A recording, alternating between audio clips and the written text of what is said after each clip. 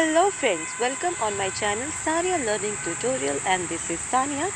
Welcome another video of Indian School of Philosophical Education से न्याय दर्शन में लेकर आई हूँ। पहला दर्शन न्याय दर्शन फिलोसफी ऑफ एजुकेशन और बाकी के 5 दर्शन के वीडियोस भी मैं एक एक करके हर दिन आपके लिए लेकर आऊँगी।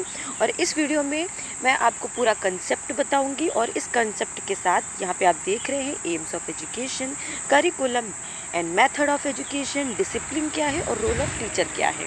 पूरा कंसेप्ट थ्योरेटिकल फॉर्म में आपको मिलने वाला है। बहुत ही ईजी लैंग्वेज में आपको समझाने वाली हूँ और बहुत ईजी लैंग्वेज में आपको यहाँ पे थ्योरी मिलने वाली है। और ये बहुत ही ज़्यादा इम्पॉर्टेंट वीडियो है, तो आप इस वीडियो को पूरा ज़रूर देखिएगा, ज़रूर सुनिएगा, ठीक है। और ये हर एक एग्ज़ाम के लिए बहुत ज़्यादा इम्पॉर्टेंट है, ठीक है। तो अगर आप चैनल पे नए हैं तो ज़रूर सब्सक्राइब कर दीजिए, क्योंकि आगे मैं बहुत ज़्यादा इम्पॉर्टेंट वीडियो आपके लिए लेकर आऊँगी जो आपके एकेडमिक कोर्स के लिए तो इम्पॉर्टेंट है ही, बाकी के कंपटीशन, टीचिंग के कंपटीशन एग्ज़ाम के लिए भी बहुत ज़्यादा इम्पॉर्टेंट है।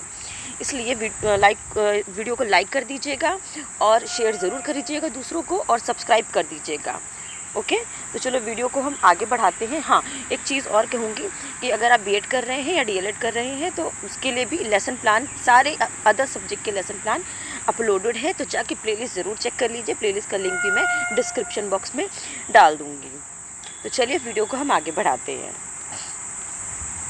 देखिए, न्याय दर्शन में पहला दर्शन मैं इंट्रोड्यूस करा रही हूँ, जो कि न्याय दर्शन है, ठीक है। न्याय दर्शन, the Nyaya school was founded by महर्षि गौतम, यानी कि न्याय स्कूल और दर्शन के जो फाउंडर हैं वो महर्षि गौतम हैं, ठीक है। और न्याय स्कूल फोकस करता है किस पे? न्याय स्कूल फोकस करता है finding truth and knowledge through reasoning, यानी कि न्याय स्कूल किस पे फोकस करता है? ये सत्य को खोजने के लिए तत्पर रहता है, और सत्य को खोजने के लिए ये रीजनिंग का यूज़ करते हैं। Critical thinking, valid source of knowledge होना चाहिए और रीजनिंग होनी चाहिए, जहाँ से सत्य की खोज करेंगे, उसी की सत्य की खोज के बेसिस पे ही ये न्याय करेंगे, ठीक है। न्याय दर्शन का ये मानना है कि ट्रुथ को फाइंड करना, वो भी किससे? रीजनिंग के थ्रू, करेक्ट। आगे देखो, Nyaya basis on scientific rule of reasoning by which certain knowledge could be arrived at regarding the object of inquiry. Nyaya किस पे बेसिस है? न्याय मैंने अभी कहा था कि फाइंडिंग ट्रुथ, ये ट्रुथ को पहचानना इनका काम है, वो भी लॉजिकल रीजनिंग के थ्रू। और यहाँ पे क्या है? साइंटिफिक रूल, लॉजिकल रीजनिंग भी लगाते हैं ये, तो साइंटिफिक रूल के साथ, साइंटिफिक रूल के बेसिस पे लॉजिकल रीजनिंग लगाते हैं, जहाँ से नॉलेज को वो प्राप्त करते हैं, ठीक है। जिसके बाद एक तथ्य तक पहुँचते हैं, एक सत्य तक पहुँचते हैं, ठीक है। ये न्याय दर्शन का कहना है। आगे देखते हैं। Therefore, the skill of logic and reasoning is developed, and the values of verification, fairness, caution, है ना। यहाँ पे क्या है, मतलब यहाँ पे जो स्किल यूज़ हो रही है ना, यहाँ पे मतलब न्याय दर्शन में स्किल का यूज़ हो रहा है, लॉजिक और रीजनिंग स्किल्स का यूज़ हो रहा है। न्याय दर्शन में अगर न्याय स्कूल है, न्याय दर्शन में जो स्कूल है, इनके स्कूल में जितने पढ़ने वाले शिष्य हैं, उन शिष्यों के अंदर भी ये स्किल डेवलप की जाती है, यानी कि लॉजिकल एंड रीजनिंग की स्किल डेवलप की जाती है। और क्यों डेवलप की जाती है? ताकि कोई भी अगर समस्या हो, उसका समाधान करने के लिए ये लॉजिक और रीजनिंग और साइंटिफिक रूल का यूज़ करें। यूँ ही नहीं सत्य की खोज करनी है, एक वैलिडेशन होना चाहिए, एक वेरिफिकेशन होना चाहिए, फेयरनेस होना चाहिए, कोई भेदभाव नहीं, फेयरनेस एंड कॉशन। क्लियर? यहाँ तक समझ में आया? आगे देखो, न्याय philosophy states that nothing is acceptable unless it is in accordance with reason and experience, scientific approach, यानी कि scientific approach, ठीक। न्याय फिलॉसफी का ये मानना है, न्याय फिलॉसफी कहती है कि कुछ भी एक्सेप्टेबल नहीं है, बिना रीज़न और बिना एक्सपीरियंस के कुछ भी एक्सेप्टेबल नहीं है। यानी कि न्याय फिलॉसफी बिना किसी वजह, बिना किसी कारण, बिना किसी रीज़न के यूँ ही नहीं कुछ भी समस्या का समाधान करेगी, यूँ ही नहीं किसी बात को मान लेगी। ये एक्सपीरियंस से काम करेंगे और रीज़न के साथ चलेंगे। ठीक है, यही न्याय फिलोसफी का कहना है, कुछ भी यूं ही नहीं एक्सेप्ट करेंगे, बिना किसी रीज़न और एक्सपीरियंस के साथ काम करेंगे। ठीक है, और साइंटिफिक अप्रोच लगाएंगे। ये न्याय फिलोसफी का मानना है। अच्छा, Nyaya is considered as a teaching of logical thinking. अब न्याय इस पे भी ध्यान देती है कि अगर न्याय स्कूल है तो न्याय स्कूल में जो शिक्षक हैं, जो टीचर हैं, वो भी फोकस्ड करती हैं लॉजिकल थिंकिंग पर। वो खुद भी पढ़ाने में जो शिक्षक हैं वो अपने शिष्यों को पढ़ाने में खुद भी फोकस करते हैं कि लॉजिकल थिंकिंग के साथ पढ़ाएं और शिष्यों के अंदर भी लॉजिकल थिंकिंग की स्किल डेवलप करें। ठीक, अब आगे, द न्याय defines the scope of epistemology that is valid knowledge. न्याय क्या डिफाइन करती है? न्याय डिफाइन करती है एपिस्टेमोलॉजी। एपिस्टेमोलॉजी का मतलब क्या है? Valid knowledge, source of knowledge, valid knowledge. ठीक है, क्या कहती है? एपिस्टेमोलॉजी है। एपिस्टेमोलॉजी का मतलब है कि valid knowledge. Valid knowledge means साक्ष्यों के साथ, एक्सपीरियंस के साथ और लॉजिकल रीजनिंग के साथ जो नॉलेज निकल कर आ रही है वही वैलिड नॉलेज है। वेरिफिकेशन के साथ, किसी रीज़न के साथ जो नॉलेज निकल के आ रही वही वैलिड नॉलेज है। ये सिर्फ उसे वैलिड नॉलेज को मानते हैं और किसी नॉलेज पे काम भी नहीं करते हैं। ठीक है, तो न्याय यही डिफाइन करती है एपिस्टेमोलॉजी को। ठीक है, इट मीन्स वैलिड नॉलेज। अब यहाँ पे वैलिड नॉलेज कैसे? Knowledge is cognition. कॉग्निशन का मतलब बुद्धि, दिमाग आपका, मस्तिष्क आपका, और कॉन्शियसनेस। कॉन्शियसनेस मीन्स पूरा कंसंट्रेट, ध्यानपूर्वक। कोई भी अगर आप काम कर रहे हैं, कोई भी अगर आप स्टेटमेंट पर सोच रहे हैं, तर्क लगा रहे हैं, तो पूरा का पूरा कॉन्शियस होना चाहिए आपकी बुद्धि का, आपके मस्तिष्क का, उस काम पर, उस स्टेटमेंट पर, उस प्रॉब्लम को सॉल्व करने में या पढ़ने में या पढ़ाने में फुली कॉन्शियसनेस होनी चाहिए। ठीक है, आपको मालूम होगा मस्तिष्क से दो आपके प्रकार निकल के आते हैं, कॉन्शियसनेस और अनकॉन्शियसनेस। अनकॉन्शियसनेस की परसेंटेज ज़्यादा होती है और कॉन्शियसनेस की परसेंटेज बहुत कम होती है। आप इस तरीके से एग्ज़ाम्पल आप समझ लीजिए कि आप बर्फ़ का एक बड़ा सा टुकड़ा ले लीजिए, उसको पानी में अगर आप डालते हैं तो उसका सिर्फ़ और सिर्फ 1/4 भाग पानी के ऊपर आपको दिखाई देगा और बाकी का जो भाग है बर्फ़ का वो पानी के अंदर रहता है। तो इतना समझ लीजिए, जो भाग बर्फ़ का पानी के अंदर है वो आपकी मस्तिष्क का, समझ लो, अनकॉन्शियस भाग है। अनकॉन्शियस भाग कंसंट्रेट नहीं करता है, ध्यान में नहीं रहता है, और जितना हिस्सा बर्फ़ का पानी के ऊपर है वही आपका कॉन्शियस माइंड है और वही ध्यान देता है, वही फोकस करता है। तो इतना कम फोकस करता है, लेकिन अगर आप प्रयास करें, कोशिश करें, तो आप उस कॉन्शियस माइंड को और बढ़ा सकते हैं और ध्यान लगा सकते हैं। ठीक है, तो इनका यही मानना है कि नॉलेज कहाँ से लेनी है? कॉग्निशन से, बुद्धि का इस्तेमाल करना है, कॉन्शियसनेस रखनी है। ठीक, आई होप आपको इजी लगा होगा। चलो आगे मैं बात करती हूँ इनके सबस्टेंसेस पे। इन्होंने फोकस किया है 9 सबस्टेंसेस पे।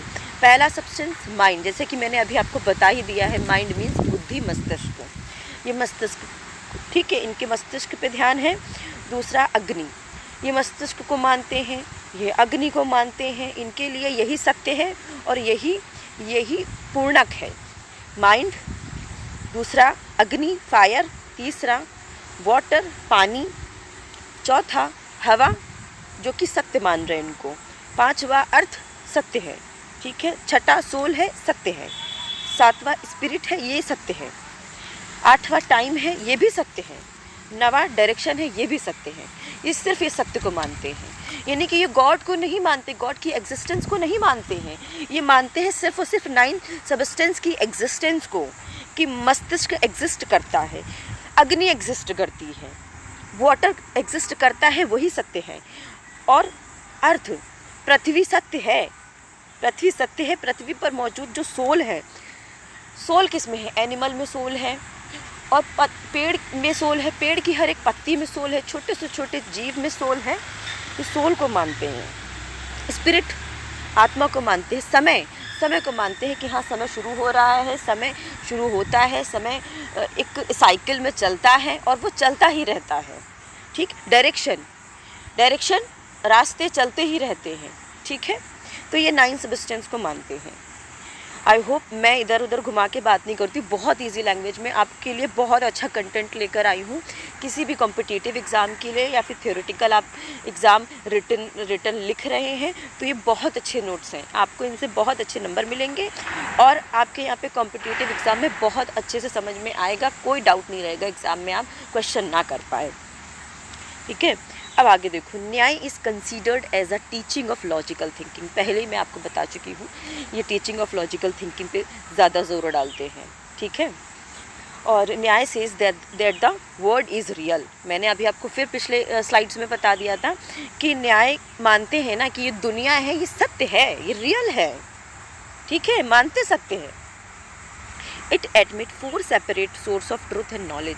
अब ये मानते हैं कि 4 अलग अलग सोर्स और नॉलेज पे मानते हैं, ध्यान देते हैं कि सोर्स ऑफ नॉलेज क्या है, सोर्स ऑफ नॉलेज क्या है। इनके हिसाब से, न्याय के हिसाब से नॉलेज कहाँ से आती है, नॉलेज की प्राप्ति कहाँ से होती, ज्ञान की प्राप्ति कहाँ से होती, क्या सोर्स है, सत्य और ज्ञान की प्राप्ति कहाँ से होती है। तो ये 4 इन्होंने एडमिट किए हुए हैं सोर्स, जिसमें से पहला सोर्स है परसेप्शन। परसेप्शन का क्या मतलब है, इसको मैं हिंदी में बता दूं, परसेप्शन मीन्स प्रत्यक्ष। परसेप्शन मतलब प्रत्यक्ष, इसका मतलब है अंडरस्टैंडिंग, रियलाइजेशन। कहते नहीं है कि प्रत्यक्ष को प्रमाण की ज़रूरत नहीं है, मतलब प्रत्यक्ष का मतलब जो आपके सामने दिखाई दे रहा है ना, जो आपके सामने दिखाई दे रहा है, आपको जहाँ से डायरेक्ट नॉलेज मिल रही है, जो दिखाई दे रहा है, आप बिल्कुल अपने आँखों के सामने देख रहे हैं, समझ रहे हैं, आपको सीधे सीधे नॉलेज मिल रही है। जैसे कि मान लो आप कहीं से निकल रहे हो, ठीक है, और फायर लगी हुई हो ग्राउंड में, ठीक है, तो आप देख रहे हैं ना कि हाँ फायर लगी है, आप खुद ही देख रहे हैं फायर लगी है।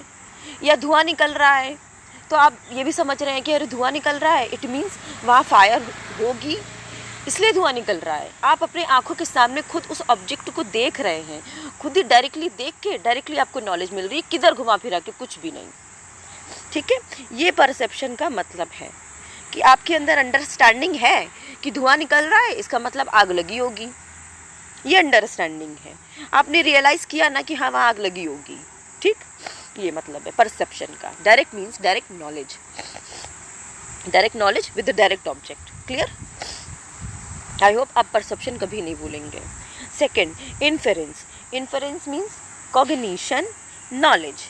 इन्फेरेंस का मतलब क्या है, अनुमान। हिंदी में बता दूं, इन्फेरेंस का मतलब है अनुमान, और इन्फेरेंस का मतलब और क्या इसको कैटेगराइज कर सकते हैं, कॉग्निशन मीन्स कह सकते हैं बुद्धि, मस्तिष्क, माइंड, नॉलेज मीन्स ज्ञान। अनुमान आप लगा रहे हैं, इन्फेरेंस का ये दूसरा भी मीनिंग है, just opposite of perception, indirect knowledge. अनुमान का इन्फेरेंस का मतलब है इनडायरेक्ट नॉलेज। अब इनडायरेक्ट नॉलेज के लिए क्या आपके अंदर पिछला ज्ञान होना चाहिए। इनडायरेक्ट नॉलेज से अगर आप डायरेक्ट नॉलेज लेते हैं तो उसके लिए आपके पास पिछला ज्ञान होना चाहिए, पहले से आपको उससे रिलेटेड कुछ मालूम होना चाहिए। आपकी बुद्धि में, आपके मस्तिष्क में वो कुछ उससे रिलेटेड बातें होनी चाहिए। ठीक है, तभी आप अनुमान लगा पाएंगे, तभी आप समझ पाएंगे, और अनुमान लगा के आप सीधे सत्य तक, डायरेक्ट नॉलेज तक पहुंच पाएंगे। ये है इन्फेरेंस। ठीक, थर्ड है कंपैरिजन। अब आप कंपैरिजन करके भी सोर्स ऑफ नॉलेज कर सकते हैं। कंपैरिजन का मतलब सिमिलैरिटी निकालना, डिससिमिलैरिटी निकालना। मान लीजिए कोई 2 तथ्य हैं आपके साथ, या कोई 2 स्टेटमेंट मान लीजिए आपके सामने, स्टेटमेंट 1 है, स्टेटमेंट 2 है, वो कोई भी स्टेटमेंट हो सकता है। अब आप स्टेटमेंट 1 पूरा समझेंगे, स्टेटमेंट 2 पूरा समझेंगे। ठीक है, अब उसमें आप समझेंगे कि हाँ उन स्टेटमेंट में क्या सिमिलैरिटी है आपस में, कि दोनों सिमिलैरिटी है ही नहीं दोनों में। तो आप यहाँ से निकालेंगे कि सिमिलैरिटी और डिससिमिलैरिटी के बेसिस पे आप नॉलेज को निकालेंगे। आपने सिमिलैरिटी समझ लिया तो आपने डायरेक्ट आंसर निकाल लिया। आपने डिससिमिलैरिटी भी समझ लिया कि कोई मतलब नहीं स्टेटमेंट 1 का, स्टेटमेंट 1 सही है तो स्टेटमेंट दूसरा नहीं सही है, तो वो डिससिमिलैरिटी हो गई है। तो वहाँ से भी आपने करेक्ट आंसर निकाल लिया, करेक्ट रिजल्ट निकाल लिया, करेक्ट कंक्लूजन निकाल लिया। ठीक है, ये है कंपैरिजन। मुझे नहीं लगता इससे इजी आप समझ पाएंगे, ठीक है, या इससे इजी आप कहीं से भी समझ पाएंगे, नहीं। चौथा है टेस्टिमनी। टेस्टिमनी मीन्स शब्द, means verbal knowledge. Testimony means verbal knowledge.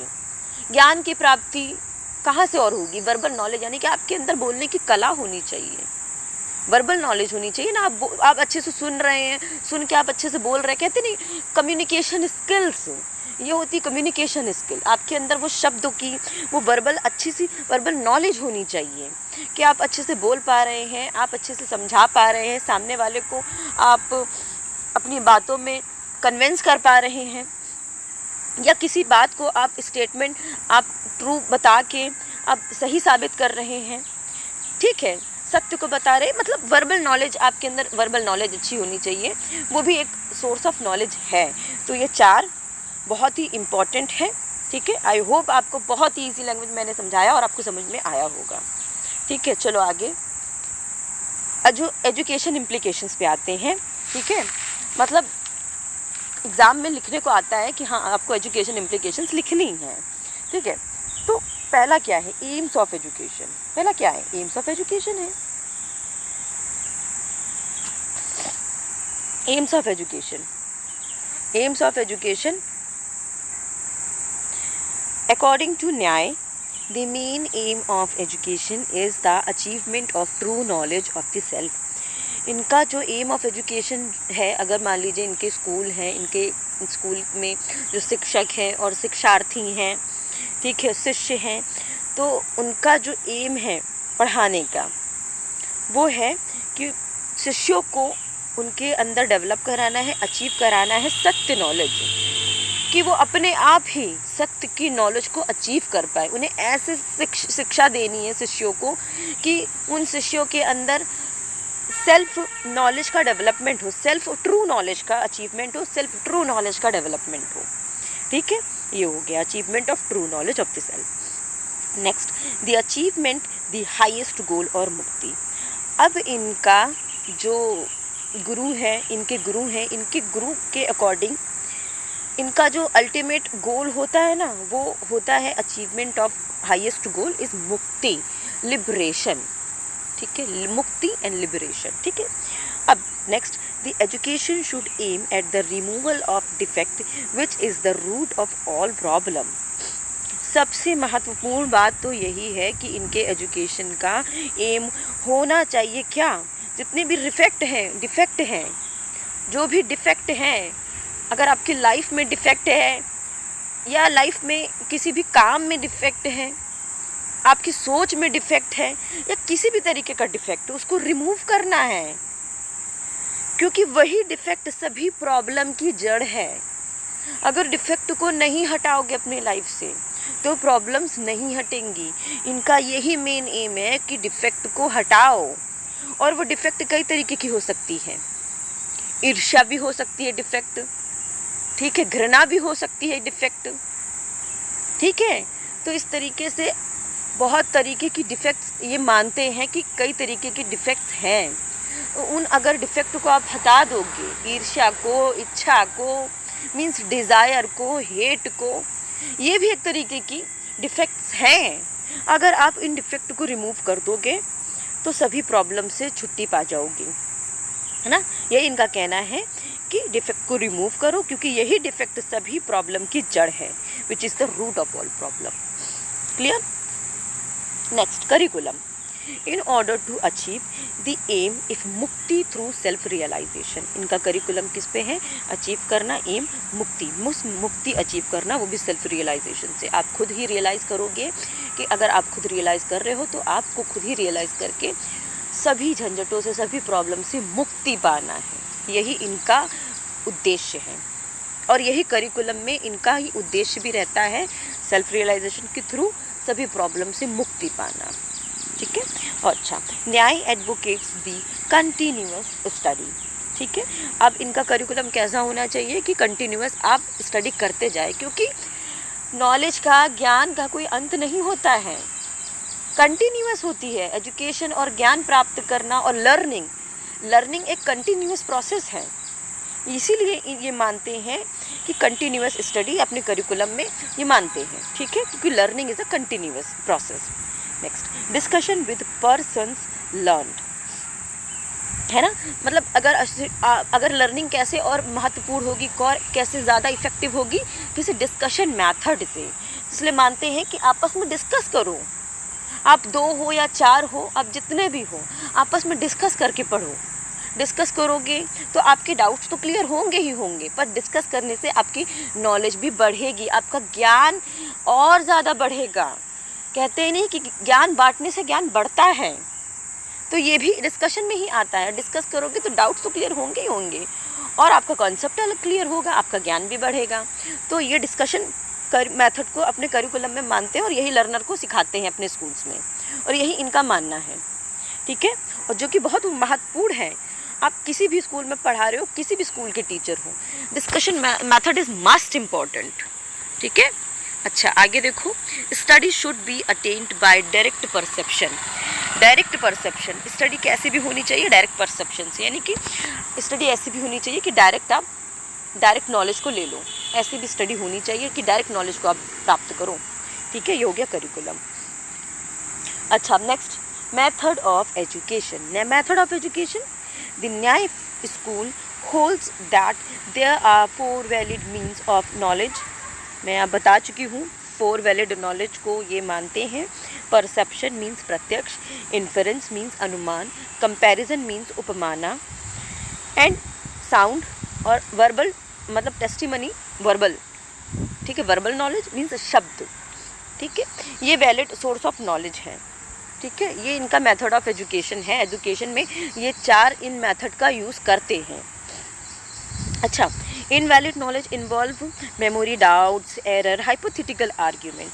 अगर वैलिड नॉलेज है तो वेल एंड गुड, अगर वैलिड नॉलेज नहीं है तो कोई जगह ही नहीं है नॉलेज में इनवैलिड का, इनके हिसाब से इनवैलिड नॉलेज की कोई जगह ही नहीं, क्योंकि इनवैलिड नॉलेज तो आपकी मेमोरी में डाउट्स को बढ़ाएगा, आपकी मेमोरी में आपके ज्ञान को एरर कर देगा, ठीक है, और आप हाइपोथेटिकल आर्ग्यूमेंट्स भी नहीं कर पाओगे।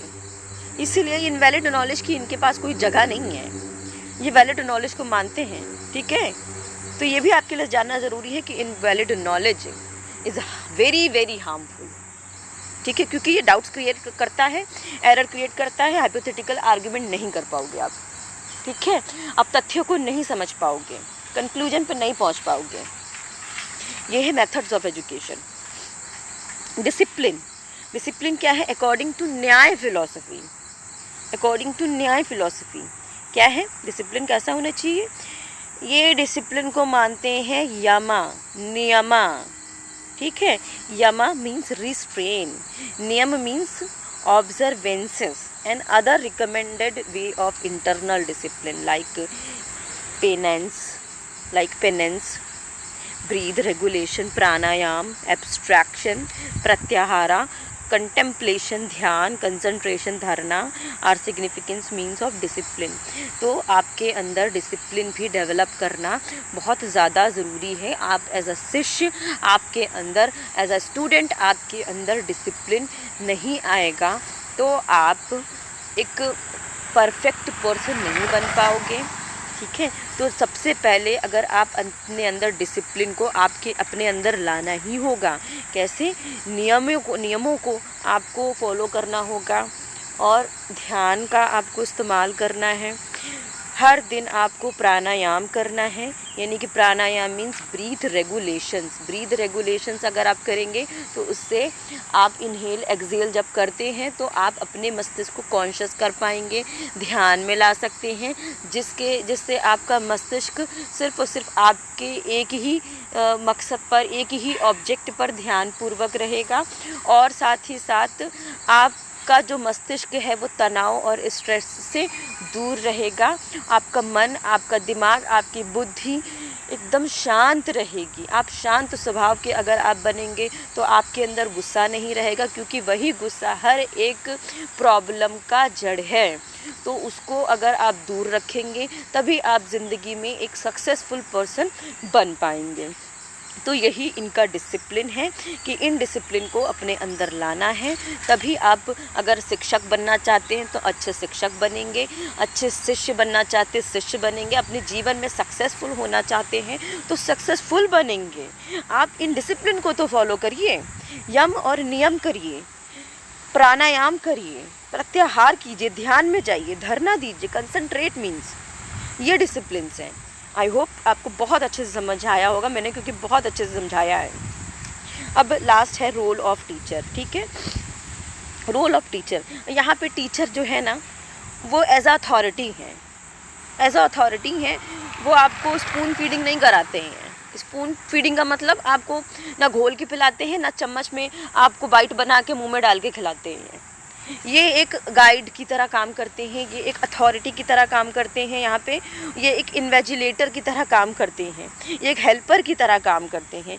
यानी कि आप सिर्फ और सिर्फ आपको हेल्प करेंगे, लेकिन करना आपको है काम, एज अ शिष्य करना आपको है काम, आपको ही नॉलेज प्राप्त करनी है। ये आपको हेल्प करेंगे, आपको गाइड करेंगे। अगर ऐसा नहीं करेंगे तो आप एज अ शिष्य आप एक्टिव नहीं हो पाएंगे। तो आपको ही एक्टिव बनाने के लिए, ठीक है, वो आप एज अ हेल्पर बनते हैं, एज अ गाइड बनते हैं। एज अ गाइड बन के आपको सत्य की तरफ लेके जाते हैं, ट्रू नॉलेज आपको प्राप्त कराते हैं।